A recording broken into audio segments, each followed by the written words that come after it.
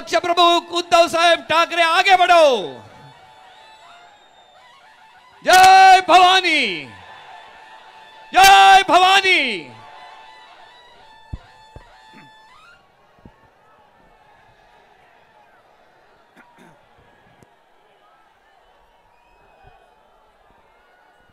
जमलेल्या माझ्या तमाम हिंदू बांधवांनो, भगिनींनो आणि मातांनो,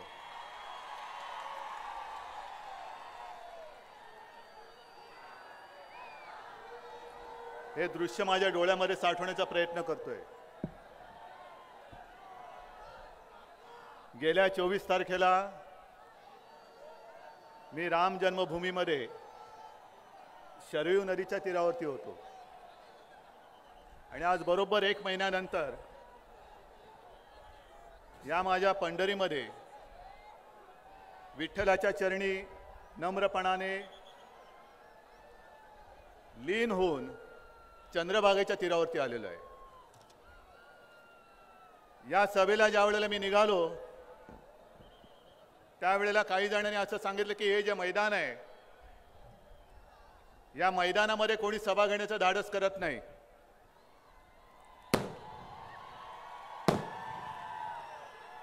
आणि हे ज्या वेळेला मला कळलं तेव्हाच मी ठरवलं की सभा घ्यायची ती याच मैदानात घ्यायची, कारण शिवसेना प्रमुखांचा पुत्र दुसऱ्या कोणत्याही मैदानामध्ये अशी सभा घेऊ शकत नाही। जो वारसा मी घेऊन पुढे चाललेलो आहे तो हा वारसा आहे, हा वारसा आहे माझा। आणि अर्थात पांडुरंगाच्या चरणी प्रार्थना केल्यानंतर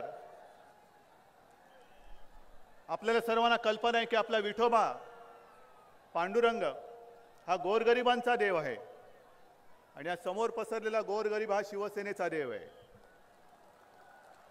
आणि मी मनापासून या पांडुरंगाच्या विराट रूपासमोर खरोखर नतमस्तक होतोय, कारण हे जे काही मी बघतो आहे आणि जे काही करतो आहे हे माझ्यासाठी मी काही करत नाहीये। तानाजीराव, तुम्ही दुष्काळग्रस्तांची गाऱ्हाणी मांडलीत, विषय खूप आहेत, किती विषय घ्यायचे आणि किती विषय घ्यायचे नाहीत हा मोठा प्रश्नच आहे। मी येण्यापूर्वी रेस्ट हाऊसला अनेक शिष्टमंडळं आली आणि या शिष्टमंडळामध्ये प्रामुख्याने धनगरांचं एक शिष्टमंडळ होतं, महादेव कोळी समाजाचं एक शिष्टमंडळ होतं। आज मी विठोबाच्या साक्षीने धनगर समाज आणि तमाम जे कोणी माझ्या इतर जातीपातीचे जे बांधव आणि माता भगिनी आहेत त्यांना मी वचन देतो आहे की जसं मराठा समाजाच्या मागे खांद्याला खांदा लावून शिवसेना न्याय हक्काच्या लढ्यासाठी उभी राहिली तशी मी तमाम धनगरच नव्हे, महादेव कोळी असतील इतर सर्व ज्या काही जातीपाती आहेत त्यांच्या न्याय हक्काच्या लढण्यासाठी तुमच्या खांद्याला खांदा लावून तुमच्या मागे नाही तर जमलं तर एक पाऊल पुढे तुमच्यासाठी रस्त्यावरती उतरल्याशिवाय राहणार नाही। कारण मला कल्पना आहे की ज्या वेळेला आपण या सरकारची सुरुवात केली होती, किंबहुना मला वाटतं त्याच्याही आधी धनगर समाज रस्त्यावरती उतरला होता, त्यावेळेला भारतीय जनता पक्षाचे प्रदेशाध्यक्ष होते देवेंद्र फडणवीस आणि आपल्या वतीने शिवसेनेचे नेते सुभाष देसाई यांनी सही केलेले पत्र तुमच्याकडे आहे। त्यांच्या सहीचं मी काही सांगू शकत नाही, पण एक गोष्ट मी तुम्हाला सांगतो की ती सही सुभाष देसाईंची नाही, ती सही शिवसेनेची आहे। आणि शिवसेना कधी दिलेलं वचन मोडत नाही, मोडणार नाही। आणि म्हणूनच आज निवडणुका नाहीत, काही नाही, तरी हा तमाम जो काही जनसागर इकडे लोटलेला आहे हा केवळ आपल्या वचनबद्धतेचा साक्षीदार म्हणून लोटलेला आहे। दुष्काळ तर फार मोठा आहेच, पण दुष्काळावरती बोलण्याच्या आधी, राम मंदिरावरती बोलण्याच्या आधी मी काल परवाच्या 5 राज्यात निवडणुका झाल्या त्या राज्यातल्या निवडणुकांबद्दल नक्कीच थोडं तुमच्याशी बोलणार आहे। एक समज जो काश्मीर पासून कन्याकुमारी पर्यंत निर्माण केला गेला होता की आम्ही आता जगत जेते आहोत, सोलापूरची कोणती बाजार समितीची निवडणूक घ्या नाही तर न्यूयॉर्कची निवडणूक घ्या, जिंकणार तो आमचाच पक्ष, हा जो काय समाज किंबहुना समज संपूर्ण देशात पसरवला गेला होता त्या समाजाच्या ठिकऱ्या, त्या समजाच्या ठिकऱ्या या 5 राज्यांनी उडून टाकलेल्या आहेत. 5 राज्यांनी असा काही धुव्वा उडवून टाकला की मला नाही वाटत तोंड वरती करून आता तिकडे हारलेले पक्ष प्रचाराला जाऊ शकतील. बरं, विशेष म्हणजे 2 राज्य ज्या राज्यांच्या निवडणुका झाल्या, हा कॅमेरावाले जरा खाली बसा, पाठीकडे दिसत नाही, थोडं खाली बसून घ्या, तुमचे कॅमेरा चालू ठेवा आणि पाठच्यानं बघू द्या. हा ठीक आहे, ठीक आहे. विशेषतः 2 राज्याची झाली, एक म्हणजे मिझोराम, हो ना, मिझोराम आणि तेलंगणा. तुम्हाला कल्पना नेमकं त्या राज्यामध्ये काय निकाल लागला? 5 राज्यांच्या निवडणुका झाल्यानंतर 5ही राज्यामध्ये भाजपाचा सुपडा साफ झाला. पण विशेष मला अभिमान वाटतो या 2 राज्यांनी, जिथे प्रादेशिक पक्ष मजबूत आहे तिकडे दोन्ही राज्यांनी राष्ट्रीय पक्षांना धूल चाललेली आहे. दोन्ही राज्यांनी मला त्यांचं खरंच खास कौतुक करायचंय. आणि दुसरं जे राज्य आहे ते छत्तीसगड. छत्तीसगड तुम्हाला कल्पना आहे आदिवासी राज्य आहे, बहुसंख्याने तिकडे आदिवासी आहेत. आणि आज जर का आपण कोणाला विचारायला गेलो तर आपल्याला ते सांगतात की हे सगळं ठीक आहे, जे चाललंय ते आम्हाला पसंत नाहीये, पण पर्याय कोण आहे? हे नकोय, ठीक आहे, पण पर्याय कोण आहे? आणि मला खरंच अभिमान वाटतो छत्तीसगड सारख्या किंबहुना छत्तीसगड मधल्या आदिवासी समाजाने पर्याय कोण याचा विचार न करता पहिली घाण घरात झाली ती पहिली घाण साफ करतो, पहिलं माझं घर साफ करतो, मग पर्यायचं पुढचं पुढे बघू म्हणून त्यांनी मतदान केलेलं आहे. ही ताकद, ही हिंमत माझ्या शिवरायाच्या महाराष्ट्रामध्ये आहे. जे काम मिझोरामने आणि तेलंगणाने केलं की प्रादेशिक पक्ष म्हटल्यानंतर राष्ट्रीय पक्षांची मस्ती दिल्लीमध्ये चालली तर चालेल, पण माझ्या घरामध्ये राष्ट्रीय पक्षाची मस्ती चालू देणार नाही, हे त्या 2 राज्याने दाखवलंय. मग शिवप्रभूंचा महाराष्ट्र त्याच्यामध्ये मागे पडणार आहे का? हा सुद्धा मोठा प्रश्न आहे. नाहीतर हे तानाजीराव तुम्ही आज मांडलेत, उद्या मांडाल, परवा मांडाल, ठीक आहे. अयोध्येला गेल्यानंतर मला इकडे तिकडे विचारलं होतं की अयोध्येत का आलात? राम मंदिर, हो म्हटलं राम मंदिर बांधणार म्हणजे बांधणारच. पण अयोध्येला मी एवढ्यासाठी गेलो होतो की जो कुंभकर्ण झोपलेला आहे त्या कुंभकर्णाला मी जागा करायला गेलो होतो. कुंभकर्ण झोपलाय, त्या कुंभकर्णाला जागा करण्याची आज आवश्यकता, आणि त्या कुंभकर्णाला जागा करण्यासाठी मी अयोध्येला गेलो होतो. आज सुद्धा मी पंढरपुरामध्ये त्याचसाठी आलेलो आहे की झोपलेल्या कुंभकर्णाला जागा करण्यासाठी आलेलो आहे. तमाम माझ्या हिंदूंना मी सोबत घेऊन आलेलो आहे. आणि कुंभकर्णाला मी सांगू इच्छितोय की कुंभकर्णा, तू जरी झोपला असलास तरी देशातला तमाम हिंदू जागा आहे, हिंदू झोपलेला नाही, हिंदू झोपू शकत नाही. राम मंदिर बांधल्याशिवाय आम्ही स्वस्थ बसू शकत नाही. मग कोणीतरी मध्ये आणखीन एक बातमी सोडली की पंढरपूर नंतर उद्धव ठाकरे वाराणसीत जाणार. जाईन सुद्धा, संपूर्ण देशात फिरेन, पण मला हा काही एकच उद्योगधंदा करणार नाहीये. मी आज तुम्हाला विचारतोय की कुंभकर्णाला आपण जागा करत फिरतो आहोत, पण जर का कुंभकर्ण झोपून राहिला तर तुम्ही काय करणार आहात? जर कुंभकर्ण उठलाच नाही तर मी कुंभकर्णाला सांगू इच्छितोय की तू कुंभकर्णा, तू वेळेमध्ये जागा हो, नाहीतर पेटलेला हिंदू तुझी जागा दाखवल्याशिवाय राहणार नाही. हिंदू पेटलेला आहे आता. आणि आज असा राम मंदिराचा मुद्दा आहे. अनेक जणांनी मला त्यावेळेला विचारलं होतं की तुम्ही राम मंदिर घेऊन फिरता आहात, पण महाराष्ट्रामध्ये दुष्काळ आहे. महाराष्ट्रामधला दुष्काळ मी बघतो आहे. 1-2 महिन्यापूर्वी मी ज्या वेळेला दुष्काळग्रस्त भागामध्ये फिरत होतो, पुन्हा जाणार आहे जानेवारीमध्ये. मी संपूर्ण दुष्काळग्रस्त महाराष्ट्र आहे तो महाराष्ट्र पिंजून काढणार आहे. तुमच्या सगळ्यांच्या साथी सोबतीने मी फिरणार आहे. पण दुष्काळग्रस्त महाराष्ट्रामध्ये फिरताना बीडमध्ये मी जेव्हा गेलो होतो, आहेत नाही सगळे माझ्यासोबत मंत्री त्याही वेळेला होते. बीडमध्ये मी बघितलं एका शेतीत पाहणी करायला गेलो, तो पीक तर करपून गेलं होतं. पीक असं करपलं होतं की ते कोणतं पीक आहे ते सुद्धा कळत नव्हतं. सांगावं लागत होतं की हा कापूस होता, हे अमुक होतं, हे तमुक होतं. एवढी संपूर्ण शेतकऱ्याची दैना 2 महिन्यापूर्वीपासूनची झालेली आहे. पण विशेष म्हणजे मला त्या शेतकऱ्यांनी दाखवलं, चेहऱ्यावरती सुरकुत्या पडलेला एक म्हातार बाबा होता. मला त्या शेतकऱ्याने दाखवलं की साहेब हे बघा म्हणे, हे काय? एक झाड दाखवलं त्याने. म्हटलं काय रे बाबा, हे काय? ओळखताच येत नाही. आणि त्यांनी मला सांगितलं की कडुलिंबाचं झाड आहे. माझा विश्वासच बसत नव्हता. ते म्हणाले माझ्या आयुष्यामध्ये मी पहिल्या प्रथम बघतोय की कडुलिंबाला सुद्धा कीड लागलेली आहे. कडुलिंबाला सुद्धा किडीने खाऊन टाकलेलं आहे. पूर्णपणे त्या कडुलिंबाची वाताहत झाली होती. पानं तर गेलीच होती, पण नुसत्या शिरा राहिल्या होत्या. आणि मग हे सुद्धा एक आश्चर्य आहे. ए बाबा खाली बसन जरा, त्यांना बघू दे नीट. आणि मध्ये मध्ये जरा प्लीज बोलू नका.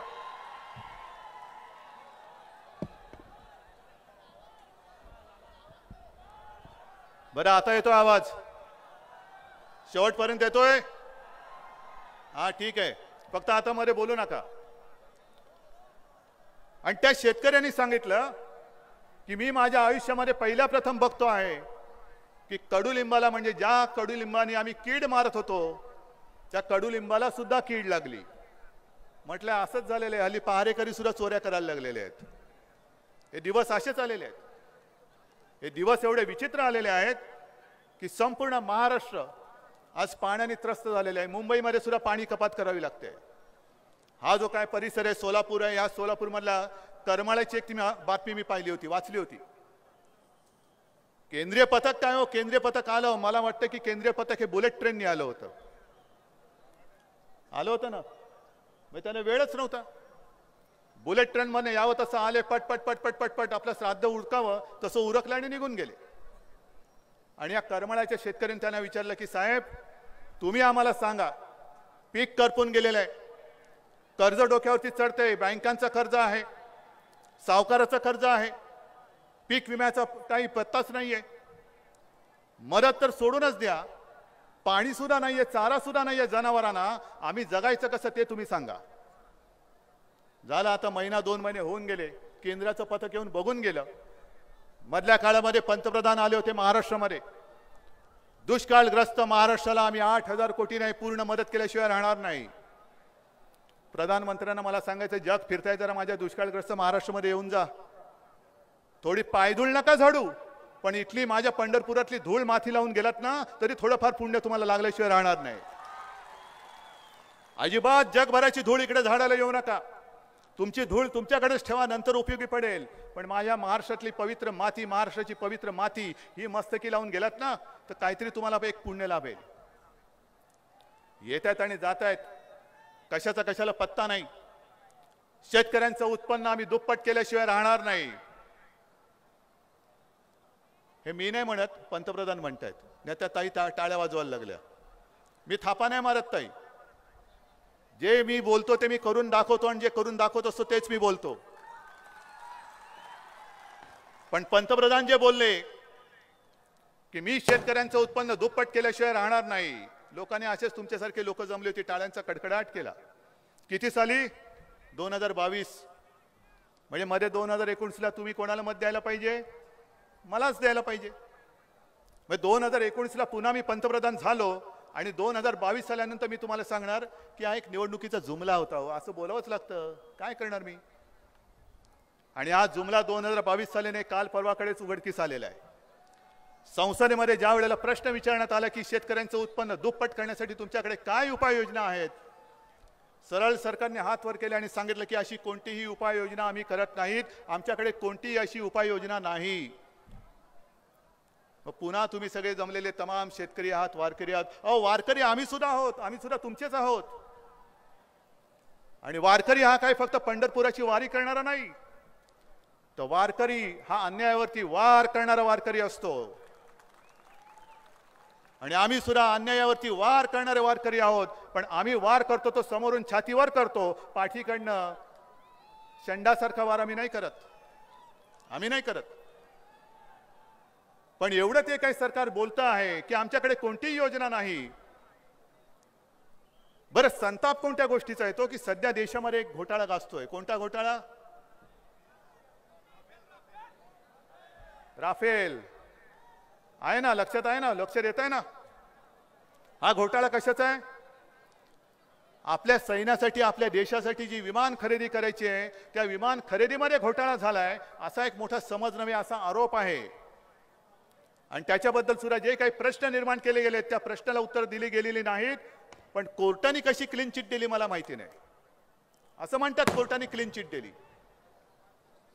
पण ज्या सैन्यासाठी तुम्ही विमान खरेदी करता आहात त्या विमान खरेदी करण्यामध्ये घोटाळा होतोय आणि मधल्या काळामध्ये जो आपला सैनिक जीवाची बाजी लावून आपल्यासाठी तिकडे सीमेवरती लढतो आहे, प्राण गेला तरी 72 रोज सैनिक आपले मरतातच आहेत, देशासाठी शहीद होतातच आहेत. पण ज्या सैन्यासाठी तुम्ही विमान खरेदी करताना सुद्धा त्याच्यामध्ये घोटाळा होतोय, त्या सैन्याची पगार वाढ करण्याचा जो काही एक प्रस्ताव आला होता, तो प्रस्ताव आपल्या या सरकारने नाकारून टाकला, केंद्र सरकारने. खरंय का खोटे का खासदारांनी सांगा बघ, खरंय की खोटे?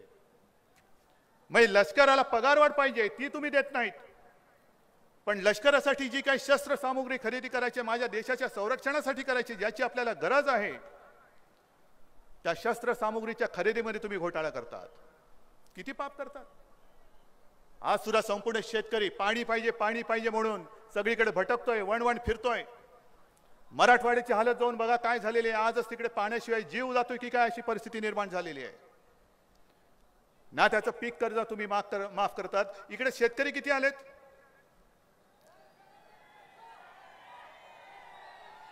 आलेत ना.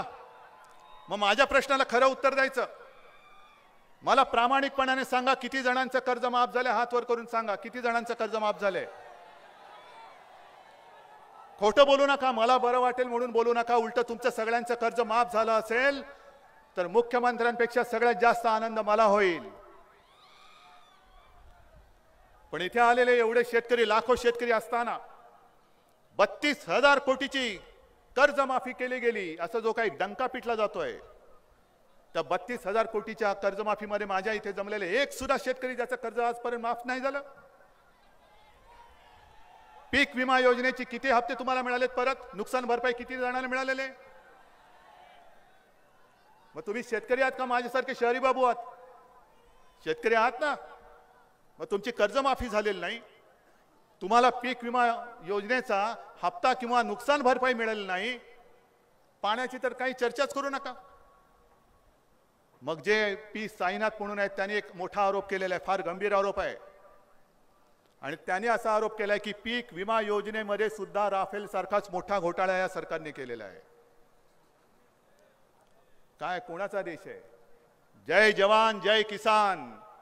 जवानांसाठी शस्त्र खरेदीसाठी घोटाळा होतोय. जय किसान म्हटल्यानंतर किसानांसाठी असलेल्या योजनेमध्ये घोटाळा होतोय. आणि मग तुम्हाला काय वाटतं, तरी सुद्धा आम्ही हिंदुत्वासाठी पाप करणाऱ्या सरकारची तळी उचलून पुन्हा हिंदुत्वाचे टाळ वाजवत तुमच्या समोर काय आरती करू आम्ही? आज जो काही इकडे जमलेलो आहोत आम्ही इकडे सगळे, हे केवळ काही हिंदू म्हणून नाही जमले, या देशाचे नागरिक म्हणून, आपले अन्नदाते शेतकरी म्हणून, आणि त्या शेतकऱ्यांची मुलं इकडे जमलेली आहेत. बोला, त्यांना न्याय देणार आहात की नाही? न्याय मागणं हा जर का गुन्हा असेल आणि केवळ तुमचा आवाज उठवणं, तुमच्या बाजूने जर सरकारला धारेवर धरणं हा जर का गुन्हा असेल तर तो गुन्हा मी केल्याशिवाय राहणार नाही, तो मी गुन्हा करणार. हिम्मत असेल तर मला शिक्षा करून दाखवा. हिम्मत असेल तर शिक्षा करून दाखवा. हे मधमाशाचं पोळं आहे. मध मिळते तोपर्यंत ठीक आहे, पण मधाच्या पोळ्यावरती जर का दगड मारला तर या मधमाशा पिसाळून उठल्याशिवाय राहणार नाही, तेवढं लक्षात ठेवा. कोणाच्या जीवावरती तुम्ही राज्यकर्ते बनलेला आहात? कोणासाठी तुम्ही राज्य करता आहात? पीक विमा योजनेमध्ये सुद्धा सरकारच्या 4 कंपन्या असताना देखील इतर 12 आणखीन खासगी कंपन्यांना हे काम दिलं गेलं. जी गोष्ट राफेलमध्ये झाली तीच गोष्ट या पीक विमा योजनेमध्ये झालेली आहे. राफेलचं काम जसं अनुभव नसलेल्या कंपनीला दिलं गेलं, काय कोणाचा काही संबंध नव्हता. ज्या कंपनीला ते काम दिलं गेलं त्या कंपनीचा आणि विमान काही बनवण्याचा काही संबंध नव्हता. काही दिवस आधी ती कंपनी निर्माण केली गेली आणि त्या कंपनीला ते काम दिलं गेलं. मग ठीक आहे, मी मागणी करतो, द्या राफेलचं काम त्या अंबानीच्या कंपनीला दिलं ना, देऊन टाका. पण मग त्या बंदुकांच्या गोळ्या बनवण्याचं काम माझ्या माता भगिनींच्या बचत गटाला द्या. देता का नाही? पोळ्या बनवणाऱ्या गोळ्या नाही बनवणार. पण जर तुम्ही अशा पद्धतीने देश हाकायला लागलात आणि आम्हाला कोणी विचारलं तर चालणार नाही, विचारलं तर याद राखा, नाही चालणार ही मस्ती. देशाचं मला माहित नाही, पण शिवरायाचा महाराष्ट्र ही तुमची मस्ती खपून घेणार नाही, अजिबात घेणार नाही. जसं काम तुम्ही त्या राफेलचं काम त्यांना दिलं, तसंच ज्यांचा पीक विमा योजनेशी संबंध नाही अशा विमा कंपन्या सुद्धा स्थापन केल्या गेल्या आणि त्यांना काम दिलं गेलं. हजारो कोटींचा नफा या कंपन्या घेऊन मोकळ्या झाल्या. आणि माझ्याकडे उदाहरण आहेत. शिवसेनेच्या खासदारांनी, आपल्या परभणीच्या संजय जाधवने हा मुद्दा उचलला होता. हप्ते हजारोंचे भरले गेले, पण नुकसान भरपाई घेताना 5 रुपयाचा चेक, 10 रुपयाचा, 100 रुपयाचा चेक. काय भीक वाटतंय? जे आम्ही हक्काचं आहोत ते मागतो आहोत. तुमच्या कष्टाचा आम्हाला काही नको, आम्हाला आमच्या कष्टाचं पाहिजे, आमच्या कष्टाचं पाहिजे. काय उकार नाही करत आहात तुम्ही. हा आवाज जो मी काही उठवतो आहे, हा आवाज केवळ मला सत्ता पाहिजे म्हणून नाही. मगाशी मंदिरातून बाहेर पडल्यानंतर मला पत्रकाराने नेहमीचा प्रश्न विचारला, विठोबाच्या चरणी साकडं काय घातलं? मी साकडं मनापासून विठोबाच्या चरणी नाही, तुमच्या सगळ्यांच्या चरणी घालतोय की बाबांनो, आतापर्यंत हे खेळ खंडोबे खूप झाले. ज्यानी ज्यानी माझ्या जनतेला लुबाडलेलं आहे, ज्यानी ज्यानी माझ्या जनतेचं वाकडं केलेलं आहे, त्यांचं वाकडं करा, हेच माझं तुमच्या चरणी साकडं आहे. का करू नको मी? कारण एका मोठ्या अपेक्षेने आम्ही सरकार बदललं. सरकार बदलल्यानंतर आमच्या जीवनामध्ये फरक काय पडलाय? बरं, राफेलचा घोटाळा सोडून द्या, इतर मोठे घोटाळे सोडून द्या, आपले बस की बात नाही, आपल्या डोक्यावरनं जाणाऱ्या गोष्टी आहेत. राफेलमध्ये घोटाळा झाला नाही असं जरी मानलं तरी माझ्या शेतकऱ्याला नुकसान भरपाई मिळते, माझ्या शेतकऱ्याचं पीक कर्ज माफ होतंय, माझ्या शेतकऱ्याला पीक विमा योजनेतले पैसे मिळत आहेत. त्याच्यामुळे तुम्ही त्या घोटाळ्यामध्ये क्लीन चिट घेतली तरी परवा नाही, पण माझ्या शेतकऱ्याचा 7-12 कोरा करा, तुमचे कोरे कागद, तुमची क्लीन चिट, याच्याशी माझं काही देणं घेणं नाहीये, याच्याशी काही देणं घेणं नाहीये. बरं, काल परवाकडे आपण जे काही वाचलत, आनंद आहे. मी काही भाजपचा विरोधक नाही, एनडीएचा विरोधक नाही. पुन्हा मीडिया सुरू करेल म्हणजे युती होणार काय? नाही, मी या फालतू चर्चेत आता जात नाही, आता जात नाही. युती करायची की नाही ही माझी तमाम जनता ठरवेल, आम्ही तर ठरवलेलंच आहे. पण जी बातमी मी काल टीव्हीवरती पाहिली आणि वृत्तपत्रातनं वाचली, आनंद आहे. अभिनंदन मी करतो. कोणाचं अभिनंदन? भाजपाचं अभिनंदन करतो, नितीश कुमारचं करतो आणि रामविलास पासवानांचं पण करतो. अनेक जण म्हणाले की आता शिवसेनेच्या गालावरती हसू आलं. गालावरती हसू कसलं हसू? हा माझा सगळा शेतकरी कष्टामध्ये असताना हसू कसलं? हसू असं येऊ शकत नाही. ह्याच्या डोळ्यात आसू असताना आमच्या गालावरती हसू येऊ शकत नाही. पण नितीश कुमार आणि रामविलास पुढे भारतीय जनता पक्षाने नमतं घेतलं, चांगली गोष्ट आहे. जे नितीश कुमार संघमुक्त भारत करायला निघाले होते, त्यांच्या मांडीला मांडी लावून भाजपा बसते, आनंदाची गोष्ट आहे, अभिनंदन. पण त्यांना मला विचारायचंय की राम मंदिराबद्दल नितीश कुमारचं काय मत आहे, एकदा नितीश कुमारने जाहीर सांगावं. रामविलास पासवाननी सुद्धा राम मंदिर आणि हिंदुत्वाबद्दल तुमचं काय मत आहे हे सांगावं आणि मग भारतीय जनता पक्षाने सांगावं की होय, यांचं हे असं मत असल्यामुळे आम्ही नमतं घेतलं आणि आम्ही त्यांना जास्त जागा दिल्या. मी त्यांचं अभिनंदन करतोय. आज जेवढ्या उघडपणाने शिवसेना हिंदुत्व आणि राम मंदिराचा मुद्दा घेऊन मैदानात उतरलेली आहे, तेवढं नितीश कुमार आणि रामविलास पासवाननी राम मंदिर आणि हिंदुत्वाचा मुद्दा घेऊन मैदानात उतरून दाखवावं. नव्हे, एवढंच बोलून मी थांबत नाही. तर चला, राम मंदिर आणि हिंदुत्व हा माझ्या जीवाभावाचा विषय पंतप्रधानांनी लोकसभेत चर्चेला घ्यावा आणि एकदा होऊन जाऊ द्या. एनडीए मधले किती घटक पक्ष राम मंदिराच्या आणि हिंदुत्वाच्या बाजूने आहेत आणि किती विरोधी पक्ष त्याला विरोध करतात, होऊन जाऊन द्या. माझा खुला कारभार आहे, खुला आव्हान आहे माझं, होऊन जाऊ दे. राम मंदिराचा मुद्दा आम्ही एवढ्यासाठी घेतलेला आहे. होय, मी घेतला, निवडणुकीच्या तोंडावरती घेतलेल्या आहे, निवडणुकीसाठी घेतलेल्या आहे. काय कोणाची विचारण्याची हिंमत आहे मला विचारा. चला या समोर माझ्या. मी ताकाला जाऊन भांडं लपवणारा नाहीये. मी भांडाफोड करणारा माणूस आहे म्हणून ताकाला जाऊन भांडं लपवणार नाही. आणि ताक कसलं पिताय? प्यायला पाणी नाही, तिकडे ताकाचं भांडे घेऊन काय जाते तुम्ही? पण मी राम मंदिराचा मुद्दा एवढ्यासाठी घेतलेला आहे की जवळपास 28-30 वर्ष झाली मंदिर वही बनाएंगे, मंदिर वही बनाएंगे. निवडणुका आल्यानंतर यांच्या अंगामध्ये देव घुमायला लागतात. राम मंदिराचा नारा गुंज संपूर्ण देशामध्ये घुमवला जातो आणि आम्ही आपले बावळट हिंदू, भोळे हिंदू, बावळट आहोत असं तुम्हाला वाटत असेल, पण माझ्या देशातला हिंदू बावळट नाही. तो भोळा जरूर आहे पण बावळट नाहीये. दरवेळेला आम्ही असा विचार करतो की हिंदुत्वासाठी यांनाच मत द्या. थांबा रे जरा थांबा. आवाज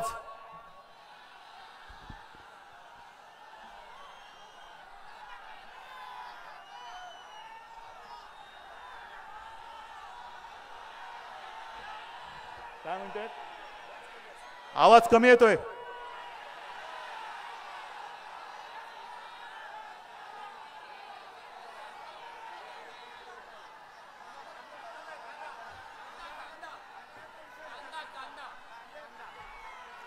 थांबा ना जरा. आधी बोलल्यानंतर त्यांना बेशुद्ध पडू द्या, मग त्यांच्या नाकाला कांदा लावतो मी. जरा मला माझं पूर्ण करू द्या. आपल्याकडे कांदा राखून ठेवा. आधी बेशुद्ध पडल्यानंतर त्या माणसाला कांदा लावावा लागतो. तो कांदा ठेवा जरा. येतो मी कांद्यावर. आधी जरा वांदा करू द्या, मग कांदा घेतो. राम मंदिराचा मुद्दा मी जो घेतलेला आहे तो हाच मुद्दामून घेतलेला आहे की दरवेळेला निवडणूक आल्यानंतर तुम्ही आम्हाला मूर्ख बनवता. 30 वर्ष होत आली, आज तुम्ही सांगता की न्यायालयामध्ये हा मुद्दा आहे. मग 30 वर्षापूर्वी ज्या वेळेला तिकडे बाबरी होती त्यावेळेला तुमच्या डोक्यात अक्कल नव्हती की हा मुद्दा कोर्टामध्ये जाईल म्हणून? तमाम जसे आज इकडे महाराष्ट्रातले माझे माता भगिनी जमलेले आहेत तसे संपूर्ण देशातले हिंदू तुम्ही अयोध्येत बोलवले. त्यांच्याकडनं बाबरी पाडून घेतली. पाडून घेतल्यानंतर खून खराबा झाला, बॉम्बस्फोट झाले. कोर्टाच्या केसेस आज सुद्धा चालू आहेत, त्या सुटायला तयार नाही आहेत. सोहराबुद्दीनच्या हत्येचा कट रचणारे आणि ते सगळे निर्दोष सुटले, पण बाबरी पाडल्याच्या केसेस आज सुद्धा कोर्टामध्ये चालू आहेत. आज सुद्धा कोर्टातनं त्यांना समन्स येत आहेत. तुम्हाला पाहिजे त्या केसेस सोडून घेत आहेत, नको त्या केसेस लटकवून ठेवताय. राम मंदिराचा मुद्दा कोर्टामध्ये आहे, मग त्याच वेळेला का गेला नाहीत कोर्टामध्ये की इकडे मंदिर होतं, इकडे बाबरी आहे, ही बाबरी पाडून इकडे पुन्हा मंदिर बांधायची आम्हाला परवानगी द्या. त्याच वेळेला का नाही गेलात? पण एक तर त्यावेळेला रक्तपात करून घेतलात, बाबरी पाडून घेतलीत. बाबरीच्या मुद्द्यावरनं, राम मंदिराच्या मुद्द्यावरनं तुम्ही गादी बळकावलीत आणि गादीवरती बसून, गादीवरती लोळून तुम्ही कुंभकर्णासारखे झोपता आहात. मग एवढ्या जाहिराती करतात, त्याच्यात एक जाहिरात करा. बाबरी पाडली, होय मी लाभार्थी. बाबरी कोणी पाडली त्यांचं माहित नाही, पण मी लाभार्थी. मंदिर आम्हीच बांधणार. अरे हिम्मत आहे का तुझ्यामध्ये? उत्तर प्रदेशचे मुख्यमंत्री जे बोलतायत की होय मंदिर आम्हीच बांधणार, मग बांधा ना. थांबवले कोणी तुम्हाला? परत परत काय सांगता? आम्हीच बांधणार, आम्हीच बांधणार. बांधा ना मग.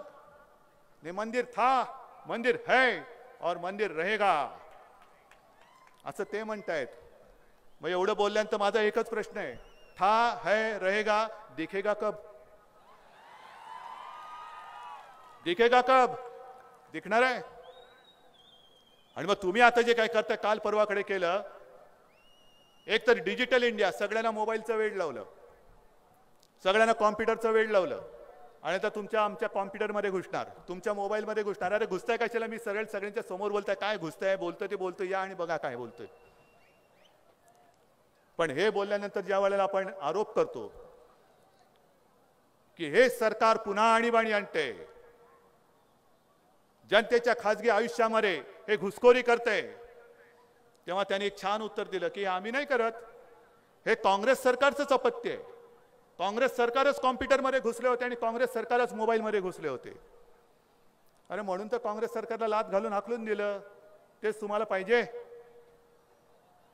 काँग्रेसचं जर का ते अपत्य आहे तर हे अपत्य तुम्ही का मांडीवर घेताय? या अपत्याला तुम्ही का दूध पाजताय? काँग्रेस नको म्हणून आम्ही त्यांना घालून टाकलं आणि तुम्हाला बसवलं. तुम्ही जर का पुन्हा तेच करणार असाल किंवा उद्या तुम्ही सुद्धा आणीबाणी आणाल. पंतप्रधान जेल भरो योजना, सगळ्यांना वाटेल हे काय? नाही, काँग्रेसनेच लावलेली होती आणीबाणी, आम्ही पुन्हा लावतोय. नाही, हे एवढ्या निर्लज्जपणाने कारभार करू नका. आज सुद्धा कांदा उत्पादक बसलेला आहे. किती तुम्हाला उत्पादनाचा खर्च किती येतोय? आणि त्याच्या पलीकडे तुम्हाला जाऊन बाजारामध्ये जाऊन तुम्ही कांदा विकला तरी तुमची नुकसान भरपाई काय, तुमचा उत्पन्नाचा खर्च भरून येत नाही, हे मला माहिती आहे, हे मला माहिती आहे. आणि मग म्हणून मी तोच प्रश्न तुम्हाला विचारायला आलेलो आहे की कांदा उत्पादक हे सुद्धा पेटलेले आहेत, दुधाचे उत्पादक ते सुद्धा मध्ये रस्त्यावरती उतरतात, सगळेच शेतकरी हे रस्त्यावरती उतरल्यानंतर आम्ही काय जागा वाटपात राहू? मला जागा वाटपामध्ये स्वारस्य नाहीये. मला या सगळ्यांचं कर्जमुक्त करून मला पाहिजे, मला राम मंदिर बांधून पाहिजे, मला शेतकऱ्यांचा पीक विमा योजनेचं नुकसान भरपाईचा पैसा आणि पैसा त्यांना दिला गेलेला पाहिजे. जागा वाटप गेला खड्ड्यात. जागा वाटपाशी मला काही चर्चा करण्याची नाहीये. हे जे काय तुफान उठत आहे, या तुफानाला तुम्ही शांत करणार आहात की नाही? हे केलं नाही तर मग तुमच्या मांडीला मांडी लावून मी सत्तेमध्ये कशाला बसू? ही सत्ता नसली तरी चालेल, पण मला माझ्या हे प्रेम आहे, हे प्रेम मला पाहिजे, या पांडुरंगाचं प्रेम, या पांडुरंगाचे आशीर्वाद मला पाहिजेत. आणि त्या आशीर्वादासमोर मला सत्ता गौण आहे. ती सत्ता नसली तरी चालेल, ह्या पांडुरंग हा तेवढा मला याचा आशीर्वाद पुरेसा आहे. अरे कोणी काय माझ्या समोर येऊ दे, पण हा पांडुरंग माझ्या सोबत असल्यानंतर समोर आव्हानं किती मोठी असली तरी मला माहिती आहे त्याचा चुराडा करून हा पांडुरंग मला जे काय द्यायचं मला नकोय, मला काही व्हायचं नाही, मी तुमच्या सोबतच राहणार आहे. आणि म्हणून आज सरकारला मी इशारा देतोय की या कांदा प्रश्न किती दिवसात सोडवता ते सांगा. पीक विमा योजनेचे पैसे 2 महिन्यामध्ये त्यांना भरायला मिळायला पाहिजे होते, ते 9 महिने होऊन गेले सुद्धा तरी सुद्धा मिळत नाही. कधी देते ते मला सांगा. शेतकऱ्यांचं कर्ज माफ केलंय, माफ केलेला एकही शेतकरी मला एकाही सभेत भेटत नाही. कर्ज माफ केलेले शेतकरी मला पहिला कधी दाखवते तुम्हाला दाखवा. या सगळ्या प्रश्नांची उत्तरं ही घेतल्याशिवाय निवडणुकीच्या तयारीला अर्थ काय? आज बाकीचे सगळे पक्ष निवडणुकीच्या तयारीला लागलेले आहेत, पण शिवसेना निवडणुका बाजूला ठेवून गोरगरिबांसाठी आणि दुष्काळग्रस्तांसाठी रस्त्यावरती उतरायला आज तयार झालेली आहे. आणि आज मी जाहीर करतोय की माझ्या तमाम ग्रामीण भागातल्या शिवसेनेच्या ज्या काही शाखा आहेत, या शिवसेनेच्या नुसत्या शिवसेनेच्या शाखा नसून माझ्या शेतकऱ्याचं हक्काचं ते आधार केंद्र आजपासून ते बनेल. योजना अनेक आहेत, पण त्या योजनांची अंमलबजावणी होते की नाही, आणि उगाचच काहीतरी साक्षी पुरावे मागून माझ्या शेतकऱ्याला गोरगरिबाला जर नडण्याचा प्रयत्न केला तर गाठ शिवसेनेची, एवढं लक्षात ठेवा.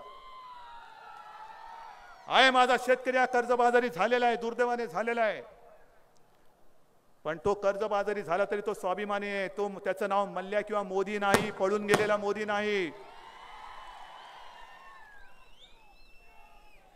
हा फसवणार नाही, अजिबात फसवणार नाही, कारण तो या मातीला नुसती माती मानत नाही तर माता मानतो, आणि त्या मातेला फसवून तो विदेशात जाणार नाही. ती अवलाद ही तुमच्याकडे असेल, पण माझ्या शिवप्रभूच्या महाराष्ट्रामध्ये नाहीये. म्हणजे तानाजीराव तुम्ही सांगितलं या गोष्टी आहेत, खरंच आहेत.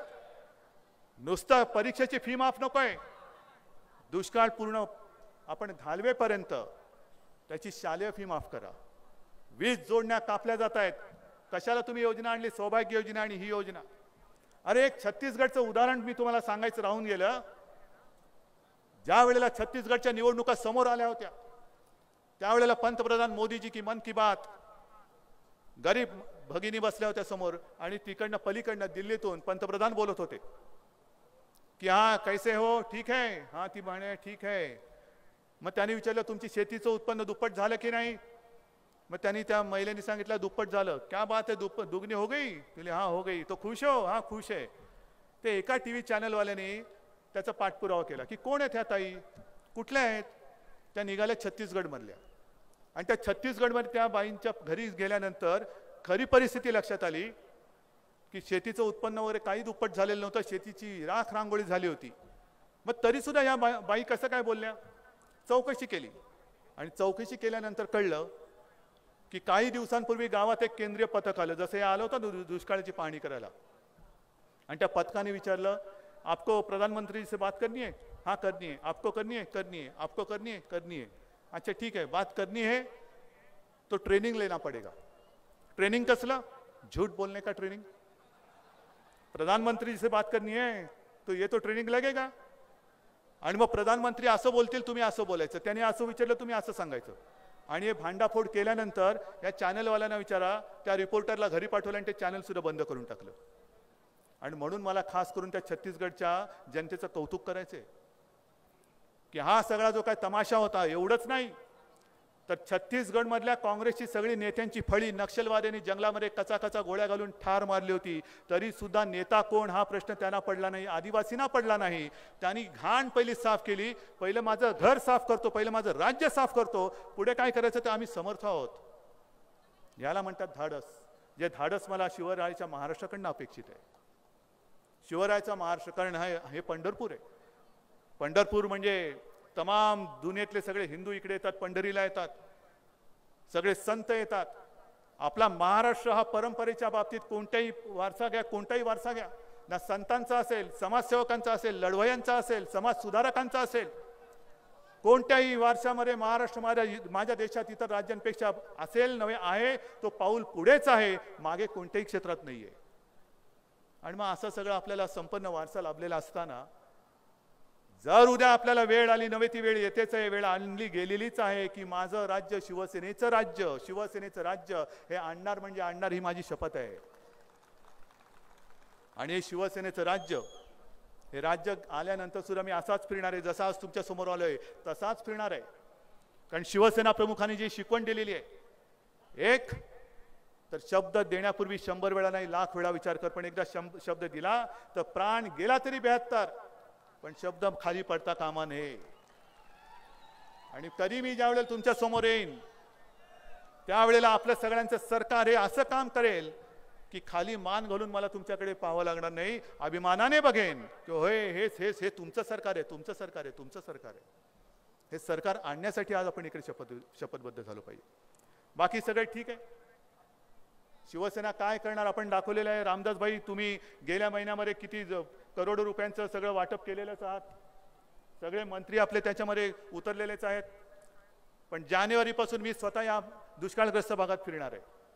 आणि एवढंच नाही, गोवंश हत्या बंदी जी काय आज सरकारने केलेली आहे, गोवंश तडफडून मरतोय की काय अशी परिस्थिती आहे. चारा नाही, पाणी नाही. त्या गोवंशावरनं अनेक राज्यांमध्ये हिंसाचार होतोय, खून खराब होत आहे.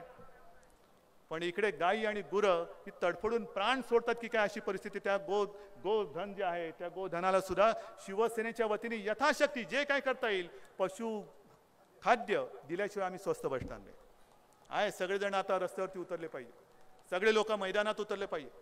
नुसतं पांडुरंगाकडे यायचं आणि प्रार्थना करायची की महाराष्ट्रावरचा दुष्काळ लवकर दूर होऊ दे. महाराष्ट्र बोलेल, पांडुरंग बोलेल होईल ना, फक्त एक काम कर, पहिला खुर्चीवरनं तू दूर हो, दुष्काळ आपोआप दूर होईल. महाराष्ट्रावरचं संकट टळू दे, तू पहिला खाली उतर, संकट असंच टळेल. मग संकट टाळण्यासाठी पांडुरंग पाहिजे, दुष्काळ निवारण्यासाठी पांडुरंग पाहिजे असेल तर मुख्यमंत्र्यांची खुर्ची पहिली तुम्ही सोडा, पांडुरंगच तिकडे बसेल. पण माझा पांडुरंग बसणारा नाहीये. मला एका गोष्टीचं आश्चर्य तेच वाटतं, जो पांडुरंग युगानुयुगे करकटावरी उभा विटेवरी, जो पांडुरंग स्वतः उभा आहे, तिकडे आमचे सगळे मंत्री आणि सत्ताधारी येऊन त्याच्याकडे खुर्चीची भीक मागतात. तो स्वतः उभा आहे आणि तो स्वतः गोरगरिबांचं सगळं दुःख निवारण करतोय. असा लोकांमध्ये उभा राहून पांडुरंगाचा भक्त हा केवळ शिवसेनेमध्ये आहे, दुसऱ्या कोणत्याही पक्षाची ती काही लायकी नाहीये. आणि म्हणून मातानो, भगिनीनो आणि बांधवांनो, राम मंदिराचा मुद्दा सुद्धा सोडणार नाही, सुटू देणार नाही. आणि मी भाजपला एवढंच सांगतोय की ठीक आहे, अच्छे दिनाचा जुमला चलो माफ किया, 15 लाख माफ किए, पण आमच्या देवाधिकांच्या नावाने जर जुमला कराल तर तुम्हाला माफ नवे ठोकून काढल्याशिवाय राहणार नाही. निदान आमच्या हिंदूंच्या भावनेशी खेळ करू नका. राम आणि इतर देवाधिकांच्या नावाने तुमचे जुमले करून इमले बांधू नका. हे जुमले महाराष्ट्रामध्ये शिवसेना उद्ध्वस्त करून टाकल्याशिवाय राहणार नाही. आणि म्हणून विठ्ठलाच्या चरणी मी एकच साकडं घालतोय. आपण दरवेळेला असं म्हणतो, इडा पिडा टळो आणि बळीचं राज्य येवो. बळीचं राज्य आले का रे बाबांनो? आला असेल तर प्रश्न मिटला, पण नसेल तर निवडणूक कधी होऊ द्या, निवडणुका दोन्ही एकत्र घ्या, 100 एकत्र घ्या. पण आता यापुढे महाराष्ट्रामध्ये येईल ते माझ्या पांडुरंगाचं, शिवरायाच्या, हिंदुत्वाच्या भगव्याचंच राज्य येईल. जय हिंद, जय महाराष्ट्र.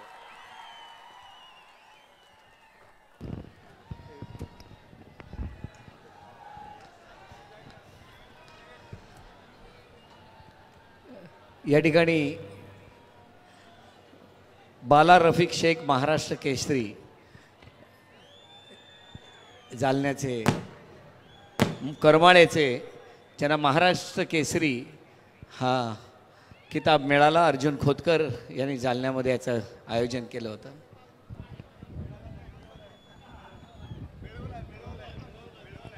मिळवलेला आहे हा किताब. महाराष्ट्र केसरी हा किताब मिळालेला आहे आणि त्याचं नाव आहे बाला रफिक शेख करमाळ्याचा. याच्यासाठी जोरदार टाळ्या वाजवूया आपण. पक्षप्रमुख उद्धव साहेब यांचे आशीर्वाद घेण्यासाठी आलेले आहेत.